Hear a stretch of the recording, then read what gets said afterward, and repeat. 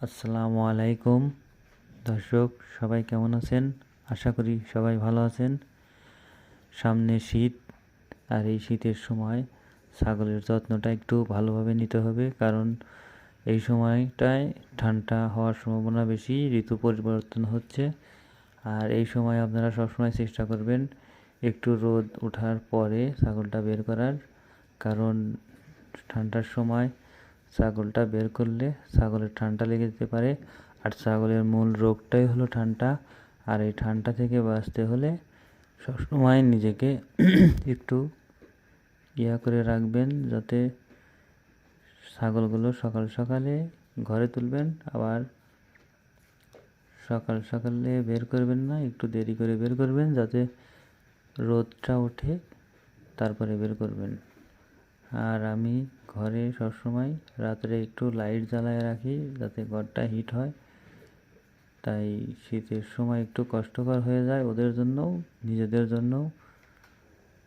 তাই সবসময় চেষ্টা করবেন একটু ভালোভাবে রাখার জন্য। আজ এ পর্যন্তই, আল্লাহ হাফেজ।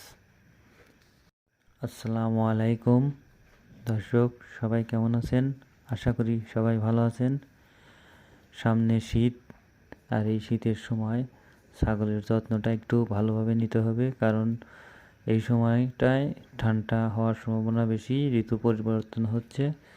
আর এই সময় আপনারা সবসময় চেষ্টা করবেন একটু রোদ ওঠার পরে ছাগলটা বের করার, কারণ ঠান্ডার সময় ছাগলটা বের করলে ছাগলের ঠান্ডা লেগে যেতে পারে।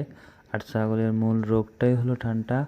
আর এই ঠান্ডা থেকে বাঁচতে হলে সবসময় নিজেকে একটু করে রাখবেন, যাতে ছাগলগুলো সকাল সকালে ঘরে তুলবেন, আবার সকাল সকালে বের করবেন না, একটু দেরি করে বের করবেন, যাতে রোদটা ওঠে তারপরে বের করবেন।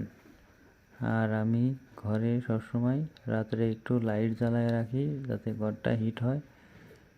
তাই শীতের সময় একটু কষ্টকর হয়ে যায় ওদের জন্যও, নিজেদের জন্যও। তাই সবসময় চেষ্টা করবেন একটু ভালোভাবে রাখার জন্য। আজ এ পর্যন্তই, আল্লাহ হাফেজ।